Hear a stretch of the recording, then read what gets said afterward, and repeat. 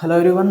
तो mathematical physics का updated syllabus है वो हमने स्टार्ट कर रखा है और फूरियर सीरीज़ की हमने बात कर ली है। तो अब हम एक और छोटा सा टॉपिक जो स्पेशल फंक्शन में ऐड हुए हैं, दो फंक्शंस, हर्माइट पॉलिनोमियल और लेगुरे पॉलिनोमियल। अब हम उनको थोड़ा सा देख लेते हैं, छोटा सा टॉपिक और एक आसान सा क्वेश्चन यहाँ से आ सकता है। तो सबसे पहले हम बात करते हैं हर्माइट पॉलिनोमियल। तो हर्माइट पॉलिनोमियल अगर आप देखोगे तो कौन सी ब्रांच की फिजिक्स में आपके काम आएगा, अगर आपको याद हो तो क्वांटम मैकेनिक्स में जब आप सिंपल हार्मोनिक ऑक्सीलेटर के लिए श्रोडिंगर इक्वेशन सॉल्व करते हो तो वहाँ पे जो वेव फंक्शंस निकलते हैं उनमें आप देखोगे कि हर्माइट पॉलिनोमियल्स यूज होंगे। तो यहाँ पे क्या क्या टाइप के आपकी चीज़ें ध्यान रखनी है वो देखिए। तो सबसे पहले आपको ध्यान रखनी है इसके लिए डिफरेंशियल जो इक्वेशन बनती है वो क्या होती है। तो ये डिफरेंशियल इक्वेशन इस टाइप से इसकी बनती है। सबसे पहला पॉइंट तो आपको यही नोट होना चाहिए, डायरेक्ट इक्वेशन पूछी जा सकती है। ये जो हर्माइट पॉलिनोमियल है वो इस इक्वेशन को सेटिस्फाई करेंगे। सेकंड जो आपको चीज़ पूछी जा सकती है वो है जनरेटिंग फंक्शंस। तो इसके लिए जो जनरेटिंग फंक्शन है इस टाइप से लिखा जाता है।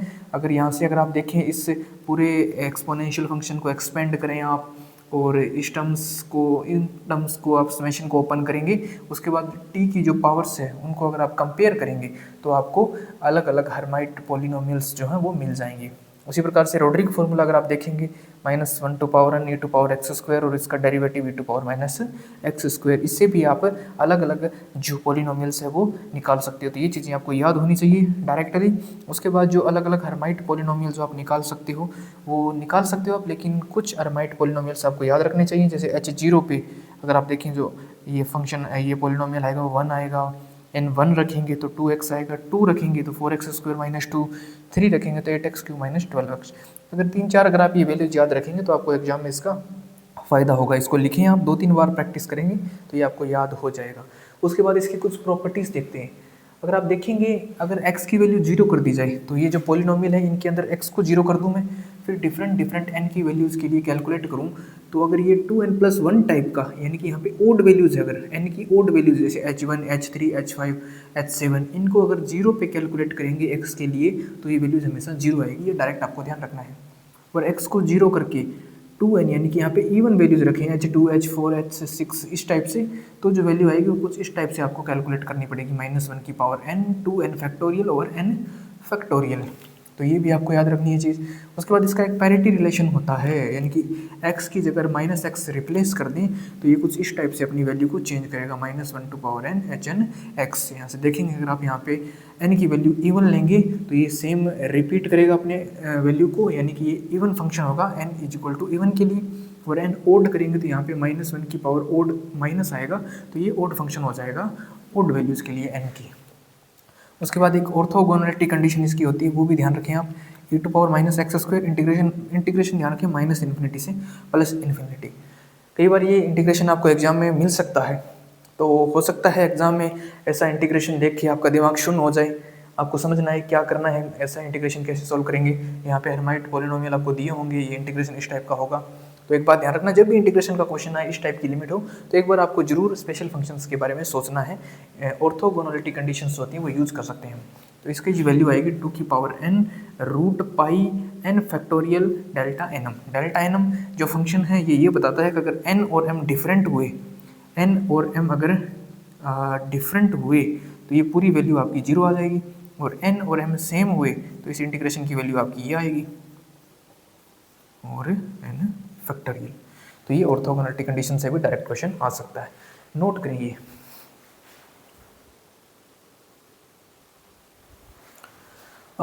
चलिए अब इस पे एक दो सिंपल क्वेश्चंस कर लेते हैं जो एग्जाम में आ सकते हैं। तो पहला जो क्वेश्चन आप देख पा रहे हो डायरेक्टली इस इंटीग्रेशन प्रॉपर्टी से e to power -x square present है और एक हर्माइट पॉलिनोमियल इसका स्क्वायर है।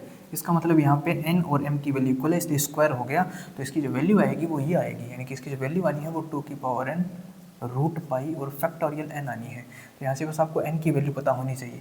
अगर ध्यान से देखेंगे तो ये वाला जो है वही h3x है, यानी कि n की वैल्यू 3 होगी। यहाँ पे पीछे जाके आप देखेंगे कि हमने जो h0 h1 h2 की वैल्यू याद की थी उसका फ़ायदा हमें यहाँ मिल गया।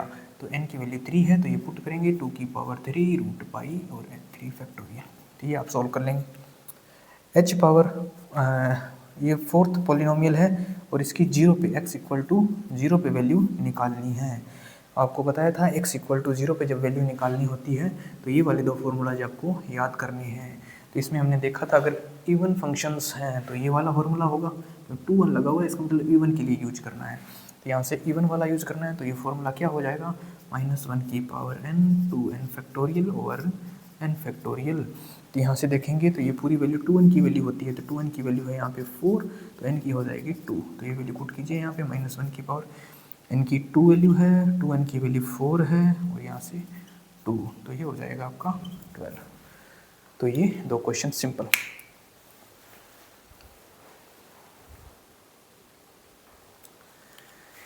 नेक्स्ट जो हमारा पॉलिनोमियल ऐड हुआ है वह लेगुरे पॉलिनोमियल। तो सेम इसमें भी कुछ चीज़ें हम देखेंगे।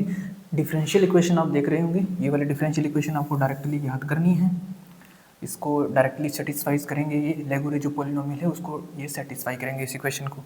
सेकंड इसका जो जनरेटिंग फंक्शन है वो आप देख रहे होंगे इस फॉर्म में, ये आपको जरूर ध्यान रखना है, ये पूरा इसके डिवाइड में 1 माइनस टी भी रहेगा, और इस टाइप से ये इसको जब एक्सपेंड करेंगे और टी को कंपेयर करेंगे दोनों साइड से तो आपको ये जो वैल्यूज है वो मिलेगी। उसी टाइप से इसका रोड्रिक फार्मूला जो है वो कुछ इस टाइप से है। हरमाइट में e⁻x² हम यूज़ कर रहे थे, यहाँ पे e⁻x डायरेक्ट यूज़ होगा यहाँ, तो ये भी आप याद रखें। उसके बाद कुछ वैल्यूज़, एक तो ये ध्यान रखें आप 0 पे L0x पोलिनोमियल पे ये 1 आएगा, और ये वाला जो पोलिनोमियल है n को जब 1 रखेंगे तो 1 - x, यहाँ से अगर 2 भी ध्यान रखेंगे तो भी बहुत है। सिमिलरली यहाँ पे भी एक कंडीशन है इंटीग्रेशन वाली, तो 0 से इन्फिनिटी तक है, हरमाइट में -∞ से +∞, यहाँ पे 0 से इन्फिनिटी, और यहाँ पे याद रखेंगे e⁻x है, वहाँ पे x का स्क्वायर था, यहाँ पे ln x lm(x), और यहाँ पे जो वैल्यू आएगी वो आएगी डेल्टा nm, यानी कि अगर n = m है तब तो आपकी वैल्यू हो जाएगी 1 डायरेक्टली, और n और m डिफरेंट है, n और m डिफरेंट है तो वैल्यू हो जाएगी 0। तो ये आपको ध्यान रखना है। तो जैसे आपको बोल दिया जाए क्वेश्चन कि 0 से इन्फिनिटी इंटीग्रेशन है और e⁻x और 1 - x की स्क्वायर dx की वैल्यू क्या होगी, आपको जब एग्जाम में आएगा तो क्वेश्चन इंटीग्रेशन फॉर्म में आएगा, तब हो सकता है आपको डायरेक्टली समझ ना आए कि ये कहाँ से आया क्वेश्चन, आप सोचोगे इसके लिए कोई इंटीग्रेशन मेथड से इसको सॉल्व करें, लेकिन थोड़ी प्रैक्टिस करोगे तो आपको पता लगेगा कि ये स्पेशल फंक्शन से इंटीग्रेशन सॉल्व होते हैं। तो ये वाला जो इंटीग्रेशन अगर आप देखोगे तो ये L1 है, ये L1x है, यहाँ पे जो n की वैल्यू है वो है 1, यहाँ पे n की चाहे कोई भी वैल्यू हो, आंसर में से अगर सेम है m = n है तो 1 ही आता है, तो इसकी वैल्यू 1 हो जाएगी। तो एक छोटा सा टॉपिक था और सिंपल सा एक फॉर्मूला बेस्ड क्वेश्चन इस टॉपिक से आना है, तो ये अगर आप आसानी से पढ़ लेते हैं तो एक क्वेश्चन आप कर पाएंगे। Thank you.